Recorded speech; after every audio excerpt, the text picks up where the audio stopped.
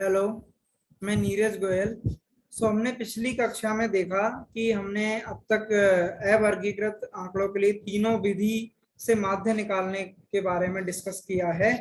तो आज हम देखेंगे कि कुछ प्रश्नावली 14.1 के कुछ ऐसे सवाल जो थोड़े अलग हैं सबसे, तो हम देखते हैं। तो आप देखोगे कि प्रश्नावली 14.1, ठीक है। तो आप उसमें देखोगे कि आपका फर्स्ट से फोर्थ क्वेश्चन एग्जैक्टली सेम है, कोई चेंज नहीं है। आप यदि आपने उस पिछले वाले जो एग्जाम्पल को अच्छे से समझा है तो आप उन सबको अच्छे से सॉल्व कर सकते हो। तो उसमें एक पांचवा क्वेश्चन है जो कि थोड़ा सा अलग है, तो हम उसको डिस्कस करते हैं। चलो, उसमें क्या है। किसी फुटकर बाजार में फल विक्रेता पेटियों में रखे आम बेच रहे थे। इन पेटियों में आमों की संख्याएं भिन्न भिन्न थी। पेटियों पेटियों के संख्या के अनुसार आमों का बंटन निम्नलिखित था। मतलब कुछ आम विक्रेता थे, वो अपने आम बेच रहे थे।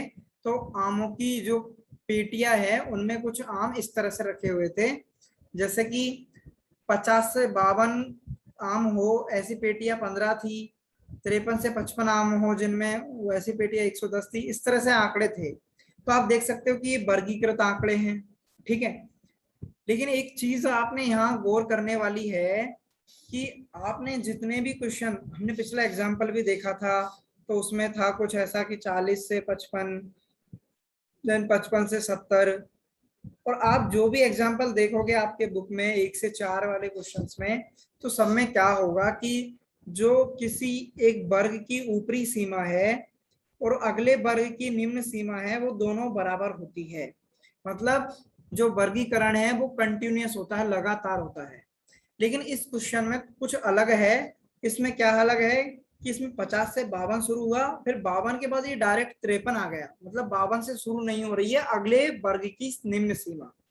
तो ये थोड़ा सा अलग है, जरा सा देखते हैं हम इसको क्या करेंगे। तो आगे चलते हैं इस क्वेश्चन के बारे में। तो इसमें हम क्या करते हैं, ऐसे क्वेश्चन में जब नहीं हो, मतलब इनकी वर्ग अंतराल से मतलब लगातार नहीं हो, तो हम क्या करते हैं, एक नया वर्ग अंतराल जनरेट करते हैं। हम नया वर्ग अंतराल लाते हैं। अब वो कैसे लाते हैं, उस वर्ग अंतराल को लाने के लिए हम क्या करते हैं कि जैसे अभी यहाँ पे डिफरेंस कितना है, जैसे यहाँ 53 है और इसके बाद में इसमें कितना है, 52 है, ठीक है। तो हम 53 माइनस 52/2, तो ये आ जाएगा आपका 0.5। मतलब हम क्या करेंगे, निम्न सीमा में 0.5 कम कर देंगे और उच्च सीमा में 0.5 बढ़ा देंगे। ठीक है, अब कैसे करेंगे देखिए।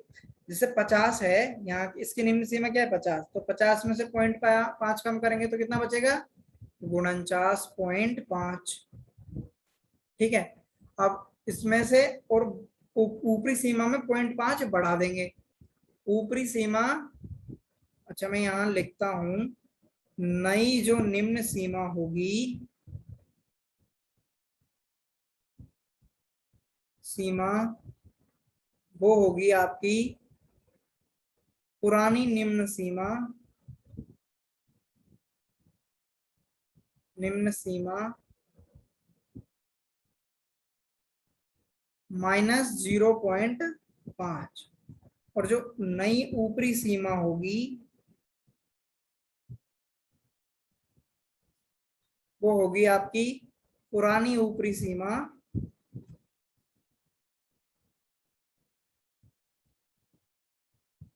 ऊपरी सीमा प्लस 0.5। ठीक है। तो अब ये दूसरा क्या है, 52। तो 52 में 0.5 को ऐड करेंगे तो कितना हो जाएगा, 52.5। इसी तरह से अगला कितना हो जाएगा, 53 में से 0.5 कम करेंगे तो कितना हो जाएगा, 52.5। और इसमें ऐड करेंगे तो ये हो जाएगा 55.5। तो आप देख सकते हैं इससे क्या हुआ कि उसकी ऊपरी सीमा और इसकी निम्न सीमा दोनों बराबर आ गई। तो हमारे ये फिर से पहले जैसे क्वेश्चन बन जाएंगे। ठीक है। तो इसी तरह से हम सबके लिए कर देते हैं। तो फिर 56 में से 0.5 कम करेंगे तो कितना बचेगा, 55.5। और 58 में 5.5 ऐड करेंगे तो 58.5। इसी तरह से इसमें से करेंगे तो ये आ जाएगा 58.5। और ये हो जाएगा आपका 61.5। ठीक है, इसी तरह से ये रह जाएगा आपका 61.5 और ये हो जाएगा आपका 64.5। ठीक है, इस तरह से हमने नया वर्ग अंतराल ले लिया है एक तरह से। ठीक है, अब फिर उसके बाद हमको फ्रीक्वेंसी तो दी होगी तो उसमें कोई चेंजेस नहीं होंगे। अब हम क्या निकालेंगे, पिछली बार की तरह वर्ग चिन्ह निकालेंगे सबसे पहले। अब इस क्वेश्चन को हम किसी भी विधि से कर सकते हैं, लेकिन अभी मैं इसको कल्पित माध्य विधि के हेल्प से समझा रहा हूँ। ठीक है, तो अब देखिए सबसे पहले एक्स आई निकालेंगे। एक्स आई क्या होता है, वर्ग चिन्ह। अच्छा, वर्ग चिन्ह कैसे निकालते हैं जरा अच्छे से समझते हैं इस चीज को। एक्स आई क्या होता है, निम्न सीमा प्लस ऊपरी सीमा बटे 2, यही होता है। अच्छा, अब निकाल लेते हैं एक्स आई सबके लिए। पहले डेटा के लिए देख लेते हैं। पहली निम्न सीमा क्या हो जाएगी, 49.5 प्लस दूसरा ऊपरी सीमा क्या हो जाएगी, 52.5 बटे 2। तो ये आपका आ जाएगा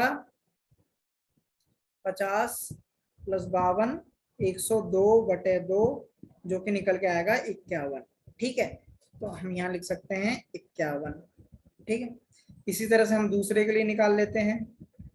दूसरे के लिए आ जाएगी आपकी 52.5 मतलब 52.5 प्लस 55.5 बटा 2। तो ये कितनी हो जाएगी, 56 2 58 108 बटा 2। कितनी आ जाएगी ये आपके निकल के आ जाएगी 54। ठीक है, तो इस तरह से इनके सबके निकाल लेंगे हम। तो फिर आप बाकी की कैलकुलेशंस आप देख सकते हैं। तो ये अगली जो आएगी आपकी वो आएगी 57, अगली जो आएगी आपकी 60 और जो अंतिम वाली है वो आ जाएगी आपकी 63। ठीक है, तो इस तरह से हमने इस सब का सब निकाल लिया, एक्स आई निकाल लिया। अच्छा, अब चलते हैं डी आई की तरफ। डी आई क्या होता था, अच्छा बताओ डी आई क्या होता था। हाँ, इसीलिए मैंने यहाँ लिखा भी नहीं है ताकि आप याद कर सकें एक बार। डी आई क्या होता है, एक्स आई माइनस ए। अच्छा, ए क्या होता था, ए हम एक कल्पित माध्य होता है जो हम एक्स आई से लेते हैं। और एक्स आई से लेते हैं तो हम एक्स आई से लेते कौन सा है, जो बीच वाला। तो बीच वाला क्या हो जाएगा इसमें, ये नहीं है, ये नहीं, ये बीच वाला हो गया, तो इसको हम ए मान लेंगे। तो मैं यहाँ लिख भी देता हूँ कि हमारा ए है वो 57 है। ठीक है, ये मान लिया, माना, एक तरह से मानते हैं हम इसको। अब डी आई क्या होता है, डी आई का फॉर्मूला होता था एक्स आई माइनस ए। ठीक है, अब डी आई निकाल लेंगे, हर एक के लिए निकालेंगे। अब एक्स आई पता है, पहले डेटा के लिए एक्स आई कितना है 51, तो 51 माइनस 57, तो ये कितना आ जाएगा -6 आ जाएगा। ऐसे ही दूसरे डेटा पॉइंट के नहीं निकालेंगे, तो डी आई बराबर दूसरा कितना है 54, 54 में से 57 घटा देंगे और ये आ जाएगा -3। ठीक है, इसी तरह से तीसरे के लिए निकाल लेंगे और इस तरह से हम लास्ट तक निकाल लेंगे। अच्छा, यहाँ निकाल सकते हो आप बड़ी आसानी से। तो ये आ जाएगा आपका, अभी निकाला तो -6, ये आ जाएगा आपका -3, ये आपका 0 आएगा ही, और ये 3 और फिर से ये 6 आ जाएगा। बहुत ही आसान है। अब अच्छा, अब क्या निकालना है फाइनली, अब हमको निकालना होता है एफ आई डी आई। ठीक है, एफ आई डी आई कैसे निकालेंगे, एफ आई को डी आई को गुणा कर देंगे।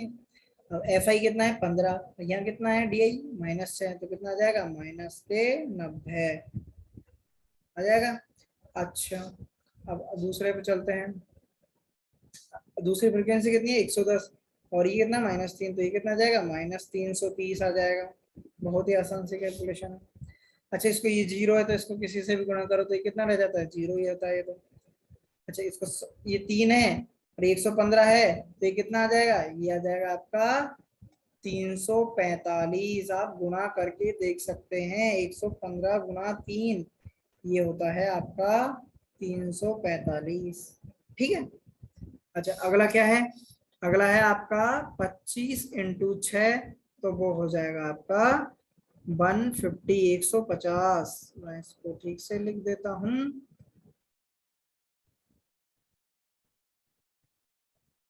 150, ठीक है। ओके, अब इनको सबको हम ऐड कर लेंगे, ऐड करने पे कितना आएगा आप आराम से करके देख भी सकते हैं, मैं यहाँ करके बता भी देता हूँ थोड़ा सा। तो ये आ जाएगा आपका, पहले हम नेगेटिव नेगेटिव वाली जोड़ते हैं, ये सबसे आसान तरीका है जोड़ घटाने का। तो ये आ जाएगा आपका 0 9 3 12 और ये आ जाएगा 420 नेगेटिव के, ठीक है। पॉजिटिव की देख लेते हैं, पॉजिटिव का कितना है 345 और 150, तो 5 9 और 4, ठीक है। तो 495 और ये हो गया 420, तो ये बचेंगे आपके 75, 75 आपके बच जाएंगे। तो हमारे पास समेशन FI/DI भी आ चुका है। अच्छा, हमारे पास एक्स बार भी आ चुका है। अब देखते हैं हमारा, हमने कौन सी विधि अपनाई है यहाँ पर, हमने अपनाई है यहाँ पर कल्पित माध्य विधि,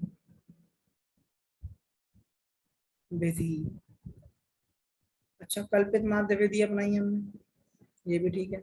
अब क्या करते हैं, कल्पित माध्य विधि का सूत्र याद है, माध्य कैसे निकालते हैं?